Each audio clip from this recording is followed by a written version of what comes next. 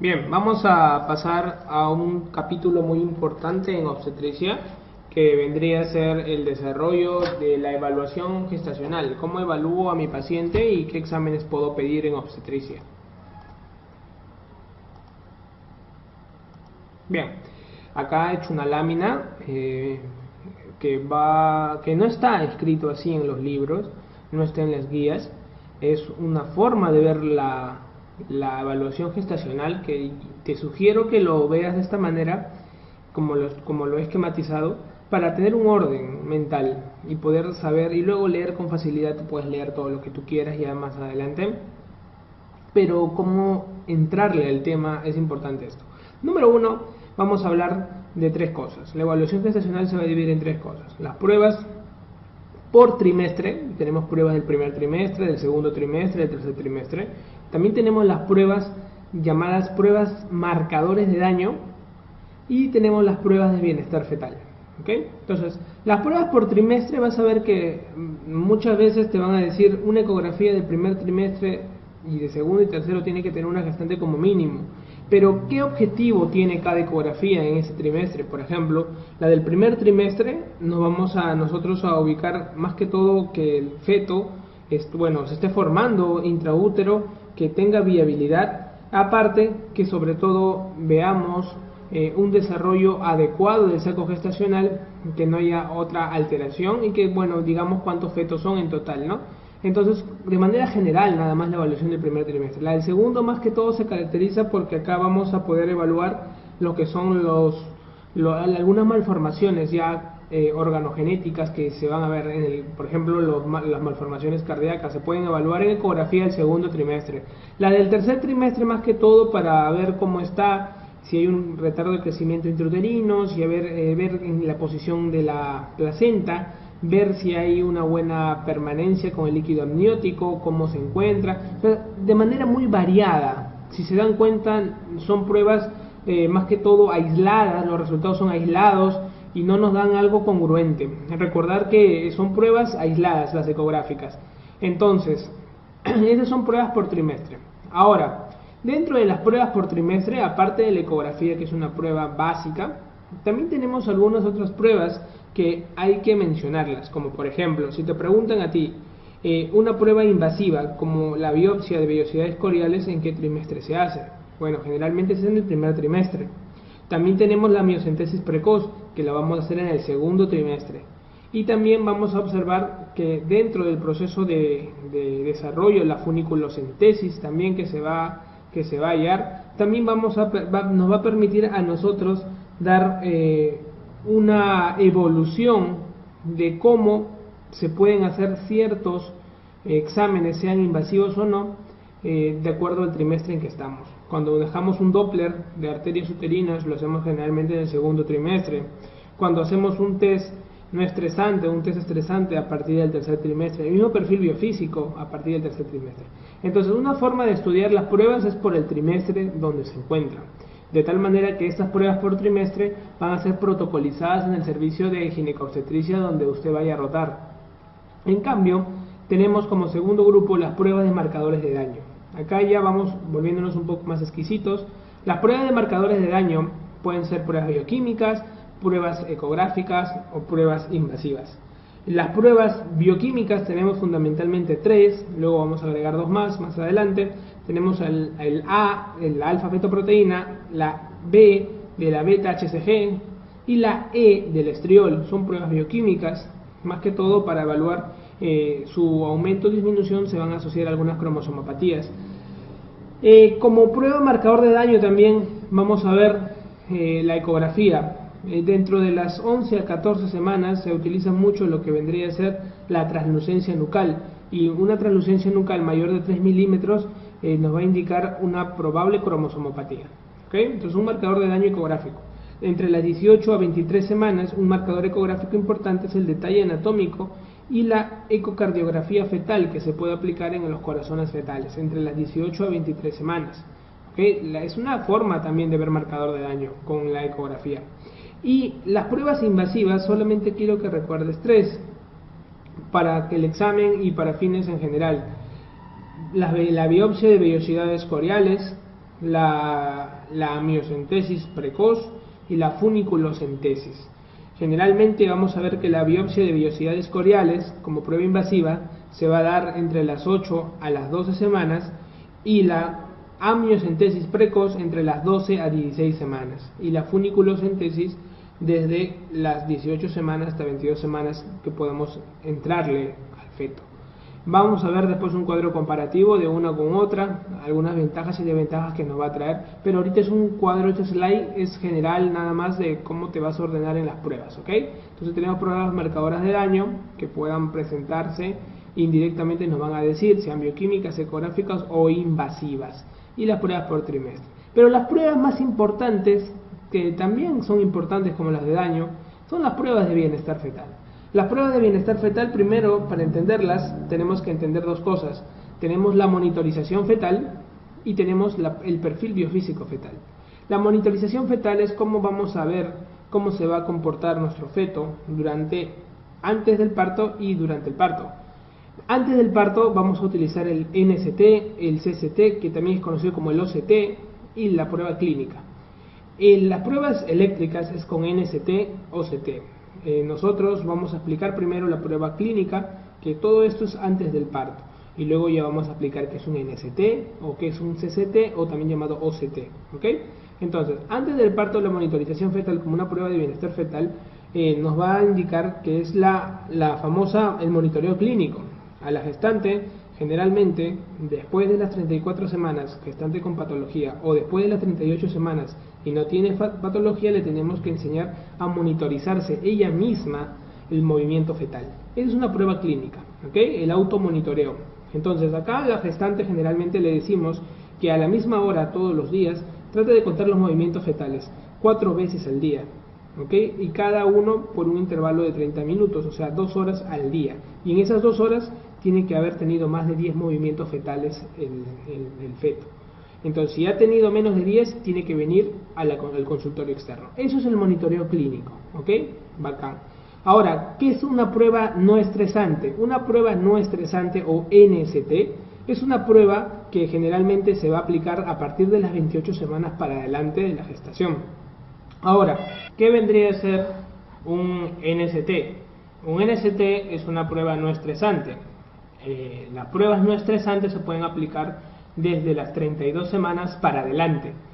Ok, entonces en general, las pruebas no estresantes no tienen ninguna contraindicación.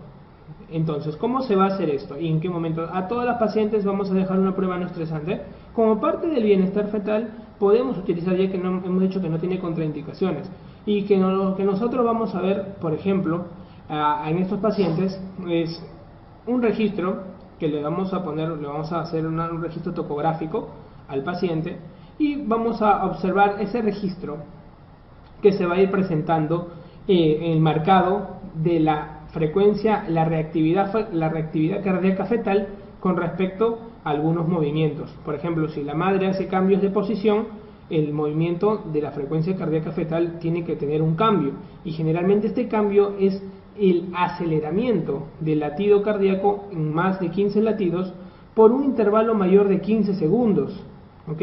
Entonces, esto generalmente vamos a decir que está reactivo, cuando hay una aceleración de más de 15 latidos por más de 15 segundos. Y esto generalmente va a ser asociado con movimientos fetales que en este caso el niño ha hecho debido a la estimulación que se le ha dado a la madre. Entonces, nosotros tenemos que tener en claro que el NST no tiene contraindicaciones. Tiene dos tipos de respuesta, o es reactivo o no es reactivo. El estar reactivo indica que el feto está respondiendo al estímulo, y se llama reactivo cuando tiene 2 o más aceleraciones que haya tenido el feto, en este caso. Estas aceleraciones se tienen que haber presentado 2 o más, generalmente en un lapso de 20 minutos, ¿ok? Y que pueda haber tenido asociado movimientos fetales o sin movimientos fetales. O sea, lo que interesa es que haya 2 o más aceleraciones en 20 minutos. Esto es importante. Podemos poner algunas pruebas como que la prueba del sonido para hacer bulla, o que la madre haya comido algo, y esto aumenta hace una hiperglicemia y esto estimula el feto. Y tiene que haber habido 2 movimientos o más, o sea, 2 aceleraciones o más cardíacas, generalmente mayor o igual a 15 latidos en más de 15 segundos, básico para hablar de una reactividad fetal. Entonces, en el caso de que en 20 minutos no me salga la prueba, ¿qué hago? No hay problema, la prueba se puede, incluso si no es reactivo, se puede prolongar hasta 120 minutos, así que no hay ningún problema. Lo que se trata es que la gestante coma algo antes para que el feto pueda un poco reaccionar a las respuestas, porque tú acuérdate que el feto para durmiendo todo el tiempo. Es un NST. Pero ¿qué ocurre si este paciente de repente con una patología de fondo que está y yo le hago un NST y me sale que no está reaccionando pese al estímulo, pese a la glucosa, pese a todo? Pues este paciente me va a hacer criterios de poder confirmar esta prueba con algo más activo, en este caso con un test estresante. Un test estresante generalmente, acá ya va a haber un estímulo directo para el trabajo del feto. El test estresante, se puede hacer un test estresante de esfuerzo, que se da generalmente a partir de las 32 semanas, o puede hacerse un test estresante de carga, que generalmente se hace con oxitocina a partir de las 37 semanas, debido a que se nos puede precipitar un trabajo de parto, y al tener ya la oxitocina no va a haber, al estar maduro y a término, ya no va a haber ningún problema con que pueda hacer, quizás se nos va el test estresante. Entonces acá vamos a aplicar una ampolla de oxitocina en 1 litro de cloruro de sodio, lo vamos a pasar a 8 gotas, y nosotros vamos a ver si va a agarrar o no va a agarrar algún patrón. El patrón que nosotros vamos a observar es un patrón básico de contracciones que se va a dar, y estas contracciones que se van a ir dando como si fuera un trabajo de parto me va a permitir evaluar si hay una respuesta adecuada o no hay una respuesta adecuada.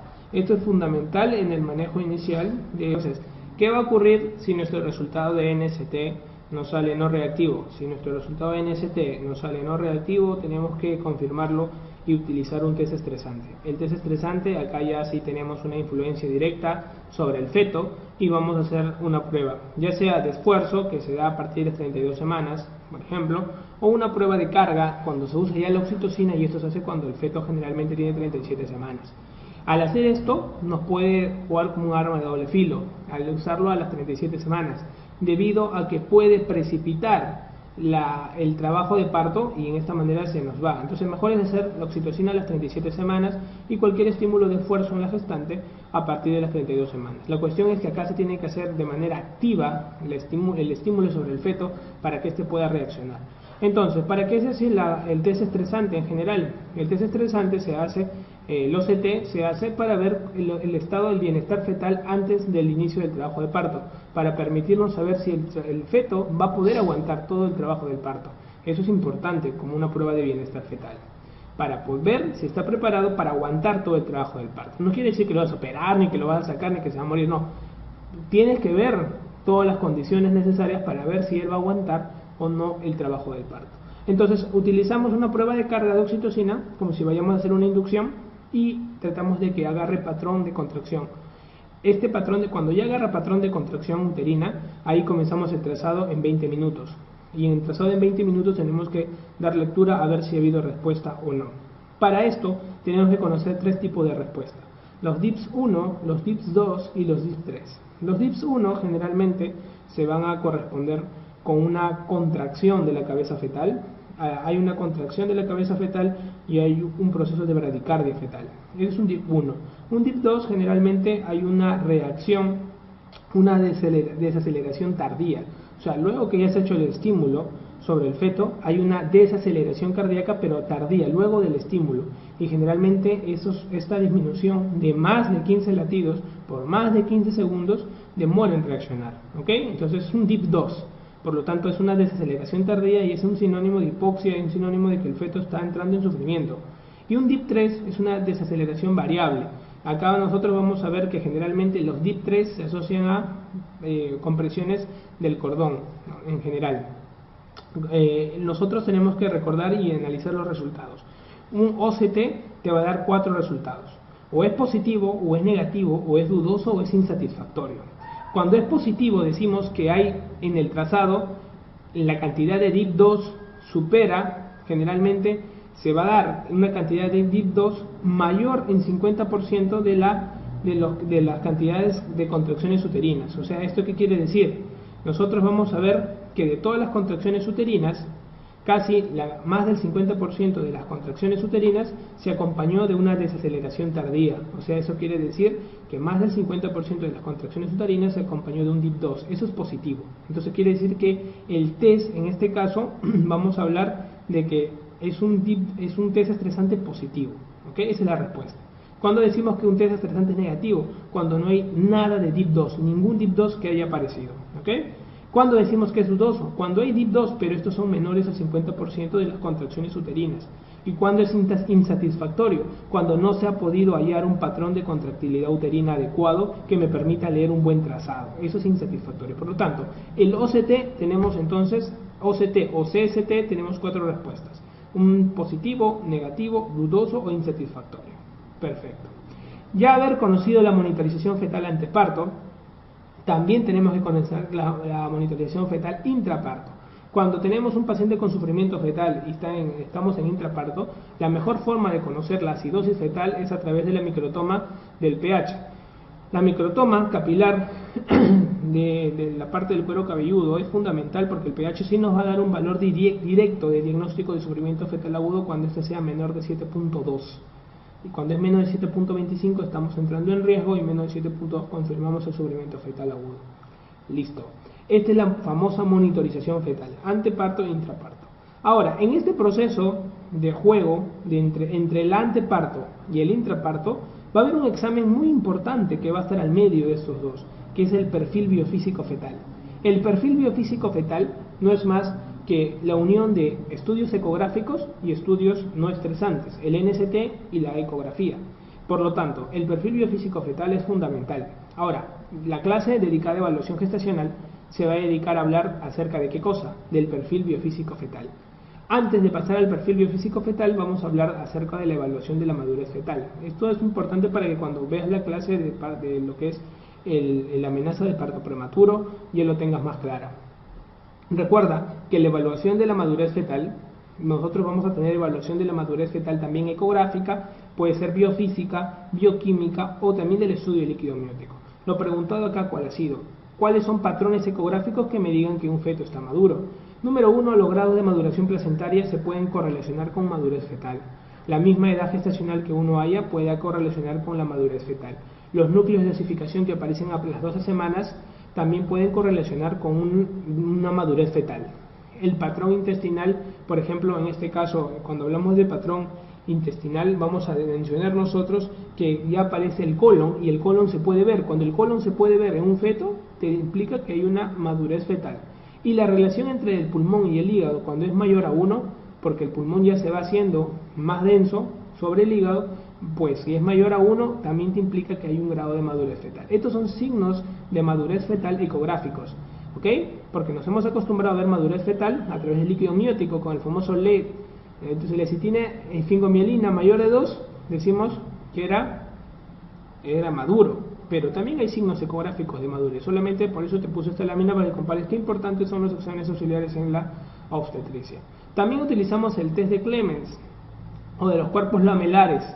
El test de Clemens es fundamental. Se hace un test de 5 tubos y vamos a ver positividad en 4. Cuando salen 4 más tubos positivos, recién vamos a hablar de que hay madurez fetal. Cuando es menor o igual a 2 y la positividad en los tubos es menor o igual a 2, es negativo el test. Positivo cuando es 4 o más y negativo cuando es menor o igual a 2. ¿Ok? Entonces este es el test de Clemens, es diferente a la maduración pulmonar con la lecitina y fingomielina en el índice mayor o igual a 2, que también indica una madurez fetal. Esto es importante, solamente es una diapositiva informativa porque te puede ver algunas preguntas y más o menos puedes relacionarle ya qué significa cada una de ellas. ¿Ok?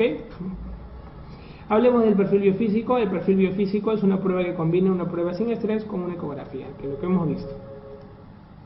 Lo normal. Acá te he puesto una secuencia de situaciones de por qué importan las partes del perfil biofísico. Recordar algo. De la 8ª a la 9ª semana, nosotros ya vamos a observar el tono fetal. Tenemos la flexión y extensión de miembros y manos. Por lo tanto, esto me evalúa indirectamente la corteza cerebral. Por lo tanto, el tono fetal es el primer marcador dentro del perfil biofísico que aparece en el feto. Pregunta de examen. Entre la 10ª y la 11ª semana, vamos a ver nosotros que aparecen los movimientos corporales fetales. Los movimientos corporales fetales te dije yo que en las clases de embriología que aparecían a partir de la 8ª semana, pero ecográficamente también se pueden ver de la 8ª semana, pero para darle una validez más importante vamos a dar el movimiento corporal casi de todo el cuerpo, que ya lo tenemos fijo de las 10 a la semana 11ª. Acá vamos a evaluar la parte supracortical, la parte del movimiento grueso, que en este caso solamente es reactivo a los estímulos. Por lo tanto, los movimientos corporales fetales son los segundos síntomas que aparecen en la evolución. Luego, acuérdate de la producción de la orina comienza a formarse en el feto a partir de la semana 11, me hago pichi, acuérdate, 11 letras, me hago pichi, 11 semanas. Pero la formación de la orina para la producción de la misma en cantidades apreciables y que ya se puedan medir, que lo vamos a hacer en el líquido amniótico, nos van a servir a partir de las 16 semanas. Entre las 22 y 24 semanas ya comienzan los movimientos respiratorios. Acá nos hablan de que al comenzar los movimientos respiratorios ya hay una mayor madurez de la base del cuarto ventrículo. Y esto es importante, porque ya vamos a comenzar, si se dan cuenta, el perfil biofísico fetal se fundamenta en la evolución de la parte cerebral, muy importante, y que se va a correlacionar con algunos movimientos que de por sí no entrañarían mayor cosa, pero nos dicen mucho, ya que nos están diciendo cómo va evolucionando. Y ese es el desarrollo embriológico. Y ya vayamos a ver cuando haya una hipoxia, cómo se van alterando uno por uno, pero desde el último que aparece hasta el primero que aparece. Entonces es importante el orden en que estudiamos esto. La última que va a aparecer y que lo vamos a estudiar con el NST es la reactividad cardíaca. ¿Recuerdan lo que estudiamos en NST? Por eso es importante conocer NST. A las 28 semanas ya comenzamos a estudiar la reactividad cardíaca. Y para ello ya tenemos una madurez del bulbo raquídeo, que es fundamental para esta reactividad cardíaca. Entonces, Manning ya condiciona en el año 1987, porque el perfil biofísico de Manning es el que vamos a hablar, condiciona el NST a sus 4 variables anteriores que tenía, que era el tono fetal, los movimientos corporales fetales, respiratorios fetales y líquido amniótico. Entonces, eso es importante. Luego, la modificación que se ha hecho en el año 90 y que quedó hasta la fecha es que ya no se va a utilizar el ILA en la medición del líquido amniótico, sino se mide la ventana mayor de la parte longitudinal más amplia de la ventana mayor del líquido amniótico. Si es así, si es mayor o igual a 2 centímetros, se pone 2 puntos. Si es menor a 2 centímetros, 0 puntos. Ya vamos a ver la puntuación ahorita, no te hagas mayor bola. Y quiero que recuerdes esta lámina que es fundamental en tu desarrollo. Primero, en la manera de la embriogénesis vamos a ver que primero se desarrolla el tono fetal, lo hemos visto, luego los movimientos corporales, los movimientos respiratorios y luego en la actividad cardíaca. Pero vamos a ver que cuando hay una asfixia perinatal lo primero que se altera es la reactividad cardíaca, luego se afectan los movimientos respiratorios, luego los movimientos corporales y luego termina afectándose el tono fetal. Por eso es importante el perfil biofísico fetal, para ver en qué momento, tanto cómo se forman y cómo van alterándose. Entonces pasamos al perfil biofísico, elementos para el perfil biofísico fetal, tono fetal, ya lo hemos visto, movimientos corporales, movimientos respiratorios, el líquido amniótico y el NST. En este caso lo vamos a necesitar para la reactividad cardíaca. Hay casos que no se necesita y se hace con los 4 primeros, pero en caso que necesitamos lo hagamos. El líquido amniótico, lo que te estaba preguntando era esto. No se usa ya el ILA. Lo que se va a usar es la ventana vertical máxima. ¿Okay? Acá, por ejemplo, en esta zona oscura que ustedes están observando, se va a utilizar la ventana vertical máxima. Acá están haciendo una perpendicular y se trata de utilizar la ventana longitudinal máxima, que debe medir más de 2 centímetros para darle un puntaje de 2. Acá vamos a ver lo normal y lo anormal de cada uno de ellos. Acá te pongo la imagen para que la recuerdes, algunas descripciones, características. Lo único que te van a preguntar en los exámenes es cuál no pertenece al famoso test de Manning del perfil biofísico fetal. Tú acuérdate de los movimientos respiratorios, corporales, el tono, el líquido y la frecuencia cardíaca por el NST. ¿Okay? Entonces, la actividad fetal. El feto toda su vida se la pasa durmiendo. Solamente poca cantidad está despierto, observen acá. Pero de lo que duerme, generalmente, la gran mayoría de lo que duerme está como que durmiendo de una manera superficial. Ante el mínimo estímulo, ¡pum!, se despierta. ¿ok? Y solo tiene un sueño profundo en poco porcentaje, comparado al sueño activo, que es el superficial. Entonces esto tienes que recordarlo, y poca cantidad de veces al día va a estar despierto pateando, ¿no?, a la mamá, pero todo el tiempo va a estar durmiendo generalmente. Acá algunas sustancias que van a ayudar, lo que te decía, la glicemia, que va a estimular los movimientos respiratorios, despierta al bebé. Entonces acá hay diferentes estímulos e inhibidores para las respuestas fetales. El perfil biofísico como marcador de asfixia perinatal. Bueno, marcadores agudos, tenemos la reactividad cardíaca, que lo vamos a ver con el NST, los movimientos respiratorios corporales y el tono fetal, que lo vamos a evaluar dentro del test ecográfico, y como marcadores crónicos de sufrimiento fetal vamos a tener el líquido amniótico y la madurez placentaria. Pregunta de examen: el líquido amniótico sí es un marcador crónico de sufrimiento fetal, la madurez placentaria también. Por lo tanto, ambas, que están dentro de los anejos ovulares, son fundamentales como marcadores crónicos de sufrimiento fetal. El marcador del pH, el pH normal, 7.4, el feto, si está en 7.2 se va perdiendo los movimientos respiratorios. Cuando llega a 7.1, 7.2 se va perdiendo los movimientos corporales. Y cuando es menor de 7.1 se pierde totalmente el tono fetal, que es el último que se pierde. ¿Ok? Entonces ahí vas viendo la gravedad, y según va avanzando la gravedad de la acidosis fetal por la asfixia que está ocurriendo, vamos a observar que se van perdiendo las variables del perfil biofísico. Por lo tanto, como dice acá, el perfil biofísico fetal es un excelente marcador indirecto de asfixia perinatal. La sensibilidad del perfil biofísico va del 90% y una especificidad del 96%.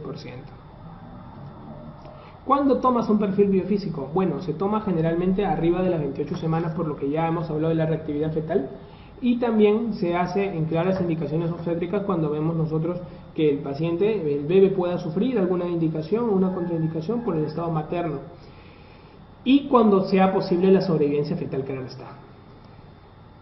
Acá están los valores que pueden darte como resultados y qué es lo que hay que hacer dependiendo de cómo estemos evaluando el feto. Recordar que menos de 6 generalmente se decide ya hacer algo con el feto o sacarlo por la vía. Hay una probable asfixia fetal cuando es menos de 6 en este estándar, por lo tanto ya se tiene que hacer algo. ¿Ok? Entonces menos de 6 y hay una probable asfixia fetal. ¿Ok? Entonces no hay ningún problema acá. Ahora vamos a pasar a algunas preguntas que se van a asociar a marcadores hormonales, bioquímicos, y que nos van a permitir estudiar un poco mejor todo este mundo de la evaluación gestacional. Indique cuál de estas afirmaciones es incorrecta. Ahora, para hablar de esto, tenemos que recordar algo. Observa la clave 3. El método precoz de gestación que nos da mayor certeza es la detección de HCG en sangre. Ya para ello tú has visto la clase de propedéutica obstétrica y ahí hemos visto que la HCG no es un valor de certeza, no es un diagnóstico de certeza, es un diagnóstico probable, no es de certeza. Por lo tanto, el hecho del método precoz de certeza más importante es la ecografía, no es la detección del HCG en sangre, pese a que es el marcador precoz más importante que nos pueda diagnosticar embarazo, pero no es de certeza. Acá recuerda un poco de la propedéutica obstétrica que hemos visto. El saco gestacional aparece a las 4 semanas y media. Saco, 4 letras, G de gay, medio, porque te acuerdas, 4 semanas y media, saco gestacional. Otra forma de acordar también es como vesícula gestacional. Vesícula gestacional. 4, ¿ok? La orina, el HCG en sangre se puede usar a partir de la tercera semana, acuérdate. HCG en sangre, acuérdate, en sangre a partir de la tercera semana, en 3 letras, tercera semana, ¿ok? El saco ya se puede ver por una eco transvaginal a partir de las 4 semanas y media. La orina, el HCG en orina puede aparecer orina, 5 letras, a partir de la 5ª semana. El latido puede aparecer latido, 6 letras, a partir de la 6ª semana, y el embrión, 7 letras, a partir de la 7ª semana, ¿ok? Es una forma rápida, clarita, de poder recordar algunos datos. Indique la afirmación falsa. Acá nos habla un poco acerca de lo que son los marcadores bioquímicos. Hay que recordar algo: los marcadores bioquímicos, acuérdate del síndrome de Down, que es el más característico y el más preguntado. Y ya en las preguntas que se hacen en pizarra vamos a desarrollar estos marcadores, pero acuérdate de una mnemotecnia: el feto con Down si bebe pero no papea. O sea, si bebe pero no papea. Si bebe, o sea, si aumenta, ¿qué cosa? bebe, acuérdate de la beta-HCG, ¿ok? Si bebe, o sea, la proteína SP1, sí, que vendría a ser sí, y bebe, acuérdate de la beta-HCG. Si bebe, o sea, aumento de la SP1 o la beta-HCG, se asocia a down, pero no papea, o sea, no disminución, papea, acuérdate, la proteína PAP1 disminuida, la E de estriol y la A de alfa-fetoproteínas. Por lo tanto, sí bebe, pero no papea. Entonces, vamos a encontrar estos marcadores característicos y es necesario recordarlos por mnemotecnia para que puedas hacer las preguntas más rápido. Por lo tanto, observa acá. Sí bebe, pero no papea. Los valores, por ejemplo, incrementados de HCG se correlacionan con cromosomopatías. Hemos dicho, ¿no? Si bebe, o sea, beta-HCG, o sea, sí está aumentado, ¿ok? No hay problema. Los niveles elevados de alfa-fetoproteínas asocian un riesgo incrementado de síndrome de Down. Sí bebe, pero no papea. O no, acá no, pues. Acá dice niveles elevados de alfa-fetoproteínas asocian un riesgo incrementado de Down. No, dijimos que niveles disminuidos se asocian a síndrome de Down. Por lo tanto, esta no sería, ¿ok? Entonces, a esto nos relacionamos con la mnemotecnia. Podemos tener un momento de estrés, de angustia, de repente no vemos o parece memoria, pero con la mnemotecnia ya vamos a poder hacer las preguntas. El triple test se hace entre las semanas 14 y 16, se prefiere hacer a todas las gestantes, por recursos económicos no se los puede hacer, ¿no? Pero se hace el AGE, ¿no? Alfa-fetoproteínas, gonadotrofinas coriónicas y el estriol, que es lo básico. Las alfa-fetoproteínas, cuando están aumentadas, se asocian a defectos abiertos del tubo neural, atresia duodenal, onfalocele, riñón poliquístico, y cuando está disminuido se asocia al síndrome de Down. Las gonadotrofinas coriónicas, sus valores aumentados se asocian a las cromosomopatías. El estriol, sus valores disminuidos pueden asociarse a cromosomopatías. Indique cuál de los siguientes hallazgos ecográficos no es sugestivo de cromosomopatía. ¿Cuál no es sugestivo de cromosomopatía? A ver, te doy un minuto para que veas cuál no es sugestivo de cromosomopatía. Listo, ya está. Muy rápido, ¿no? Lo que pasa es que tienes que recordar algo. A veces te van a poner ese tipo de preguntas y tú vas a decir, pucha, yo no sé, no he estudiado esta parte. Pero a veces está algo normal también dentro de las preguntas y tú no te has dado cuenta. Por ejemplo, vena umbilical única, ¿es cromosomopatía, sí o no? Claro que no, porque tenemos solamente una vena umbilical y dos arterias umbilicales. Entonces, en este caso no hay ningún problema. La vena umbilical única es algo normal, no es sugestivo de cromosomopatía. A eso me refiero. Hay preguntas que te van a poner un poco difíciles aparentemente, pero tú la puedes sacar porque es algo de normalidad. Dentro de la evaluación gestacional tenemos que hallar que hay algunos marcadores. Por ejemplo, translucencia nucal, cuando te hablen, no es hablar de Down, pero la gran mayoría es Down, pero no es necesario del Down. Ojo ahí, ¿ah? El higroma quístico es como una translucencia nucal, pero prácticamente es como un quiste y se asocia mucho al síndrome de Turner. Las anomalías del saco vitelino también pueden presentarse: acortamiento de los huesos largos, la ectasia pielocalicial bilateral, los quixes de plestocoroideos, la arteria umbilical única. Lo fisiológico es que exista una vena umbilical única, pero cuando hay una arteria umbilical única también te puede hablar de malformación cardíaca o renal, ¿no? No hay que olvidar ello. Otra preguntita acá que nos dice: en un control ecográfico a las 20 semanas de gestación en que hallamos una malformación cardíaca tipo canal atrioventricular común, retardo de crecimiento intrauterino simétrico, macroglosia y acortamiento de las extremidades congenitales externos masculinos, ¿cuál es la alteración cromosómica más probable? Cuando te ponen una pregunta y te ponen canal atrioventricular común, esto es característico de una malformación congénita, que en este caso va a ser una cromosomopatía en realidad.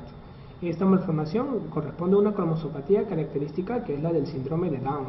El síndrome de Down hace generalmente un canal atrioventricular común, y eso no hay que olvidarlo. Por lo tanto, la trisomía 21, la 18 y la 13, un poco para recordar, vamos a hablar un poco de la 21 para que lo recuerdes.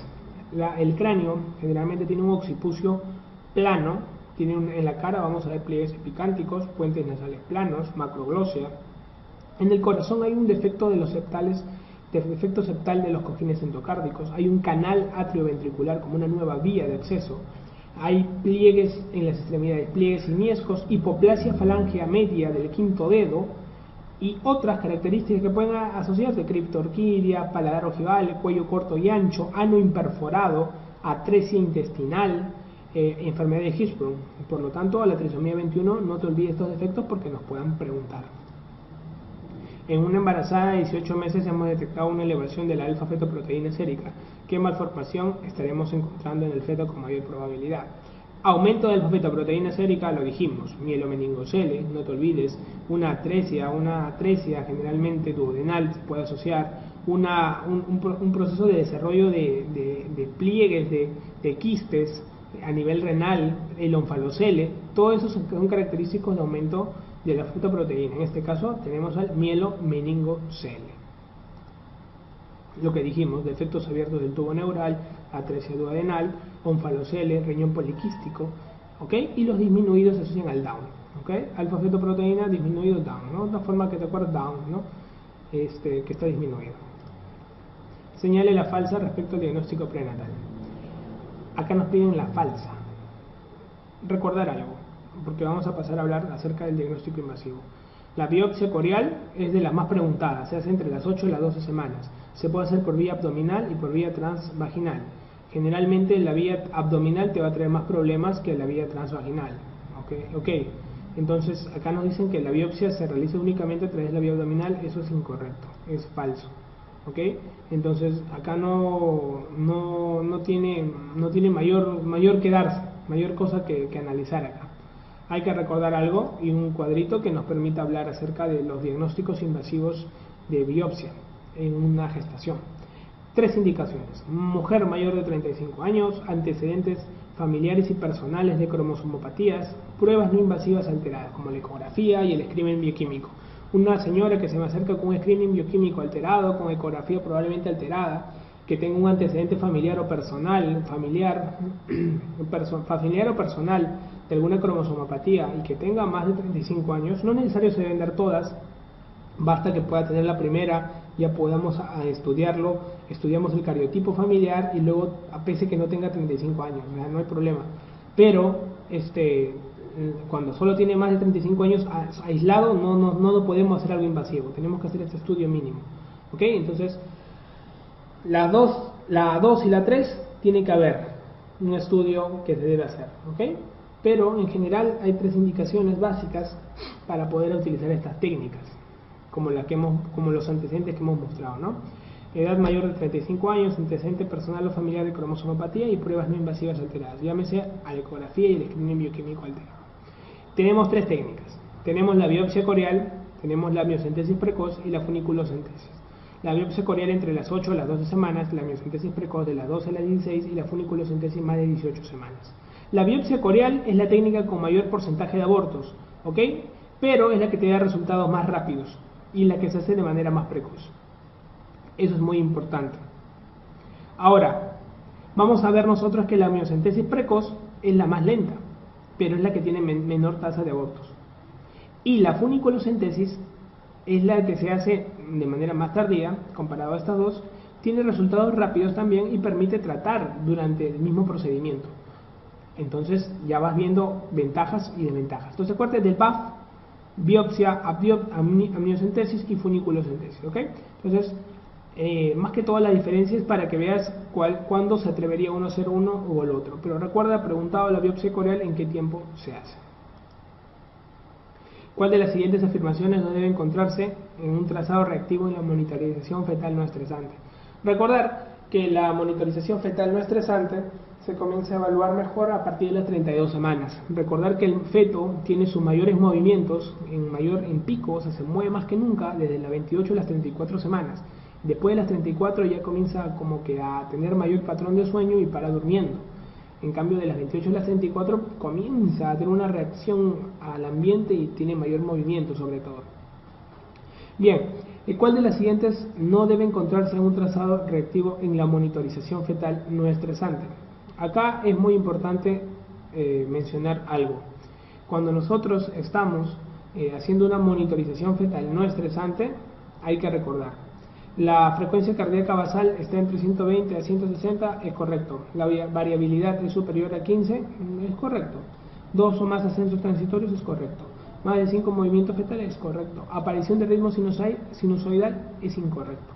Para esto vamos a pasar al análisis que vamos a tener de las frecuencias cardíacas asociadas en obstetricia.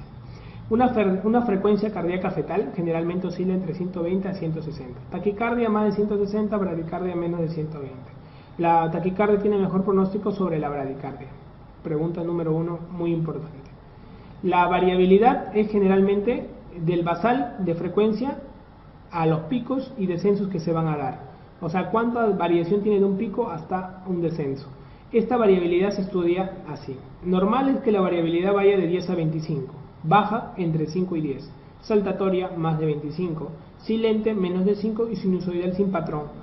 Silente y sinusoidal son las que van más. Y estos dos indican finalización del embarazo, ya que el feto está teniendo una variabilidad pésima y no hay ninguna reactividad fetal. Por lo tanto, se está comprometiendo la parte cerebral y hay un estado de asfixia, de un estado de hipoxia severa. Por lo tanto, hay que finalizar la gestación. Los ascensos tienen que estar presentes en feto maduro y son indicación de reacción fetal. Acá no hay ningún problema.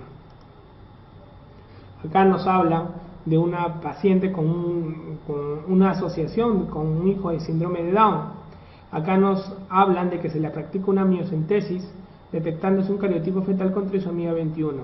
Todos estos hallazgos detectados en sangre materna son habituales en dicha patología excepto uno. O sea, todo un caso clínico para hablarte de que no se asocia al Down.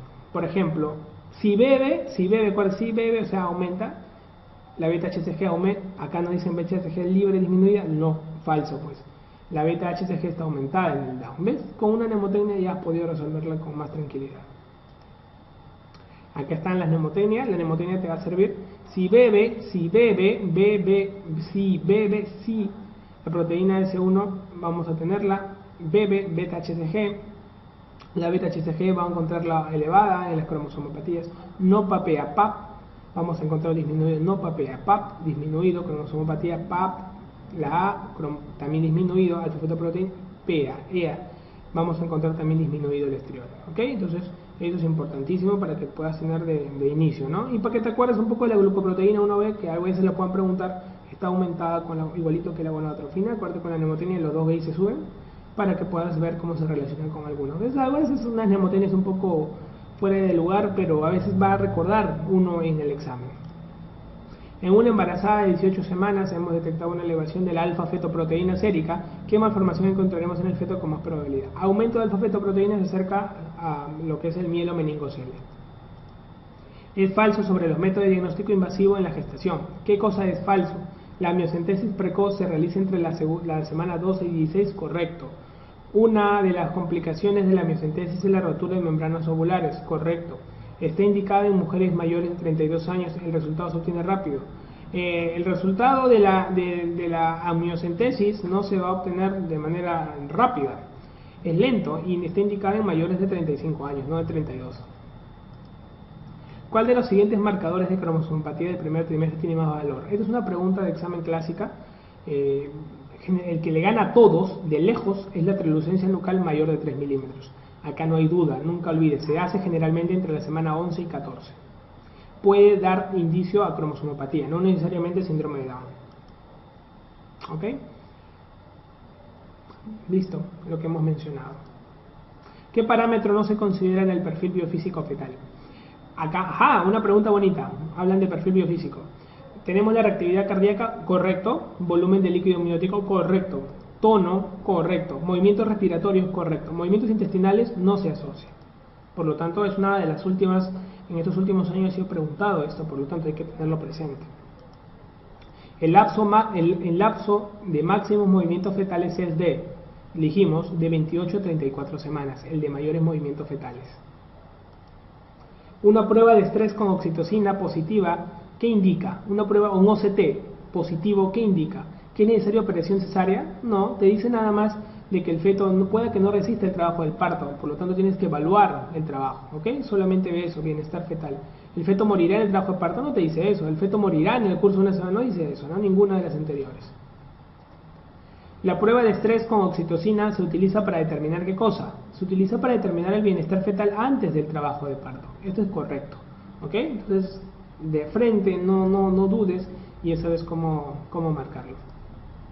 Bien, hemos terminado un capítulo. Creo que cuando uno acaba obstetricia en pregrado, termina y a veces no entiende qué cosa es OCT, NST, qué es monitoreo clínico, qué son las pruebas hormonales, qué la ecográfica, un enredo total, ¿no es cierto? Hemos tratado de hacer las cosas sencillas, fáciles, es un tema que va a ser complejo, que incluso en el mismo internado no van a tener la posibilidad quizás que se les explique con detalle, pero ya lo tienen. Y ahora ustedes, que también los internos que están ahí, deben aprovechar el hecho de tener estas clases para que ya puedan poder interpretar con mejor calidad los exámenes que ustedes puedan tener a la mano. Bueno, muchachos, un gusto siempre dictarles una clase para ustedes. Les dejo un fuerte abrazo, un saludo y éxitos nuevamente.